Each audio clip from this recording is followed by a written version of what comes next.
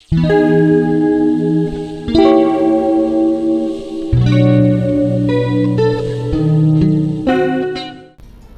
मेरा नाम है मेघना और मेरे चैनल पे आपका स्वागत है।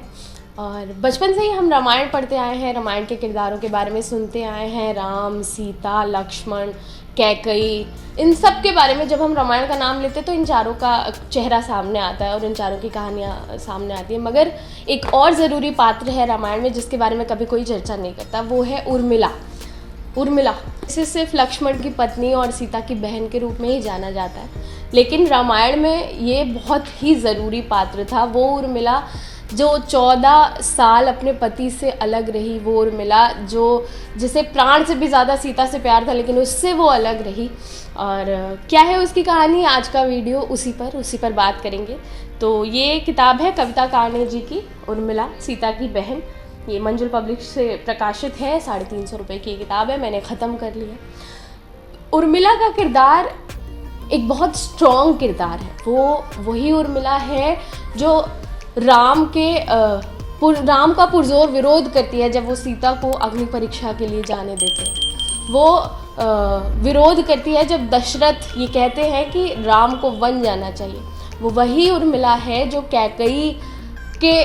कैकई ने उसके पति को उससे अलग किया, बट वो वही उर्मिला है जो पूरे परिवार को 14 सालों तक बांध कर रखती है। वो वही उर्मिला है जब लक्ष्मण चले जाते हैं राम के साथ, राम सिंहासन नहीं ग्रहण करते हैं, भरत भी सिंहासन त्याग के चले जाते हैं और राम की पादुका रख के राज करते हैं। तो वो वही उर्मिला है जो नेतृत्व करती है, जो घर का पूरा काम काज संवारती है, जो देखती है कैसे क्या हो रहा है।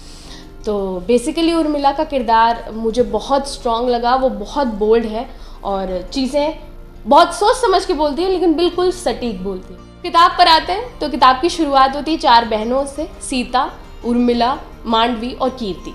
सीता सबसे बड़ी होती है जिसे जनक पुत्री कहते हैं। अब कविता कार्णे के हिसाब से रामायण के हिसाब से जनक पुत्री की पदवी असल में उर्मिला की होनी चाहिए, क्योंकि उर्मिला राजा जनक की सगी पुत्री थी। सीता को राजा जनक ने गोद लिया था या सीता उन्हें मिली थी, लेकिन फिर भी उर्मिला को जनक पुत्री का पद नहीं मिलता।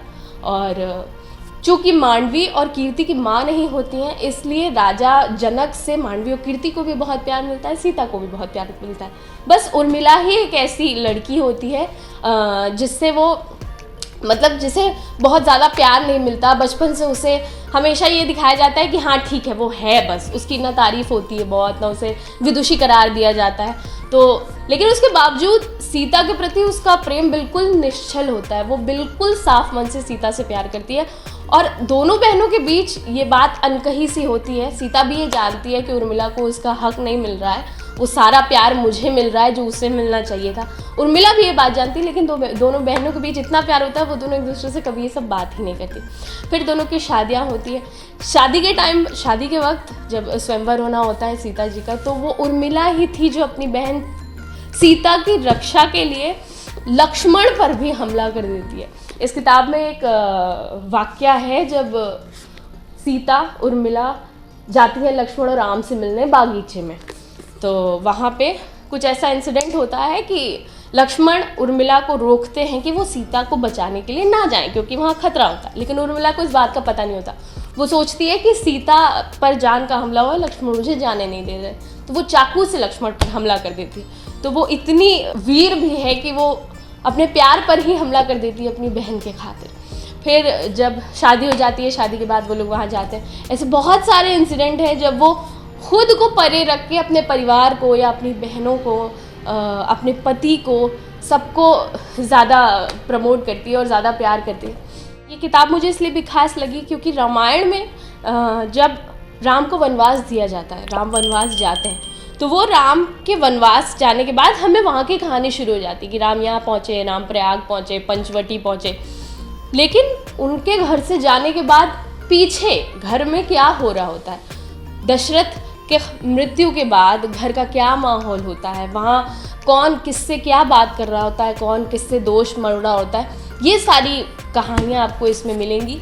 और जब वनवास लक्ष्मण जा रहे होते हैं तो उर्मिला उनसे कहती है, हट करती है कि मैं भी चलूँगी, लेकिन लक्ष्मण मना कर देते हैं। और उसके बाद उर्मिला का क्या रिएक्शन होता है, वो कैसे इस चीज़ को लेती है, कैसे खुद को तैयार करती है कि उसे 14 साल उस आदमी से अलग रहना है जिससे वो बेइंतहा प्यार करती है। ये किताब बहुत ग्रिपिंग है, आपको पहले पन्ने दूसरे पन्ने से ही एकदम समेट लेगी, खींच लेगी, आपका अटेंशन गेन कर लेगी। लेकिन कुछ नेगेटिव चीज़ें भी हैं जो मुझे इसकी अच्छी नहीं लगी, या यूँ कहें कि 1-2 पॉइंट्स हैं जो आपको थोड़ा लगेंगे कि यार ये क्या है।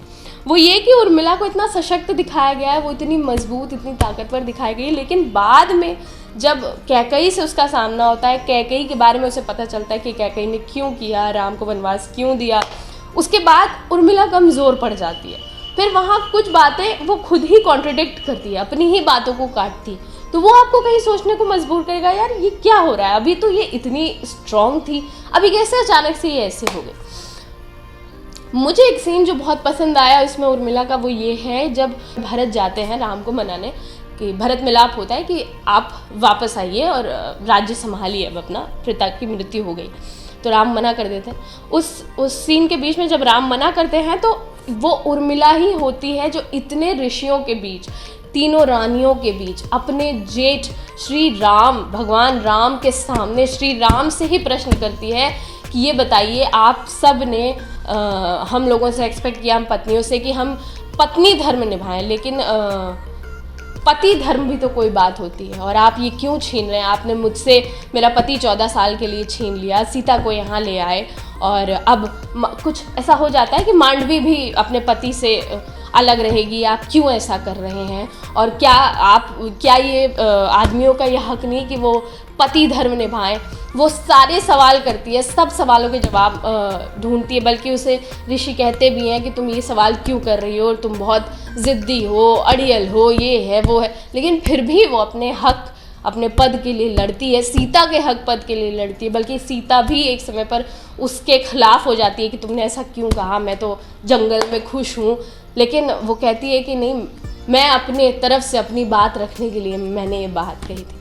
तो उर्मिला का किरदार ओवरऑल बहुत स्ट्रॉन्ग है, और इस किताब से पता चलता है कि जब राम वनवास चले गए, राम सीता लक्ष्मण चले गए, और वहाँ उनके साथ जो कुछ भी घट रहा था वो तो दूसरी दुनिया थी, लेकिन उनके जाने के पीछे यहाँ क्या हो रहा था, अयोध्या में क्या हो रहा था, महल, दशरथ के महल में दशरथ की मृत्यु के बाद लोग कैसे थे, और क्या कुछ पीछे चल रहा था, वो पूरी आपको इस किताब में मिल जाएगी। किताब का शुरुआती पार्ट बहुत अच्छा है, बहुत पेस के साथ गुजरता है, लेकिन जैसे जैसे आप आगे बढ़ेंगे वो बहुत तेज़ी से निकल जाता है। मतलब आप ठहराव चाहते हैं कि थोड़ा रुक जा, थम जा, लेकिन वो अचानक कट टू कट ऐसे लग रहा था जैसे कविता जी को बहुत जल्दी थी किताब ख़त्म करने के लिए, इसलिए उन्होंने कट टू कट वो सारी चीज़ें ख़त्म कर दी।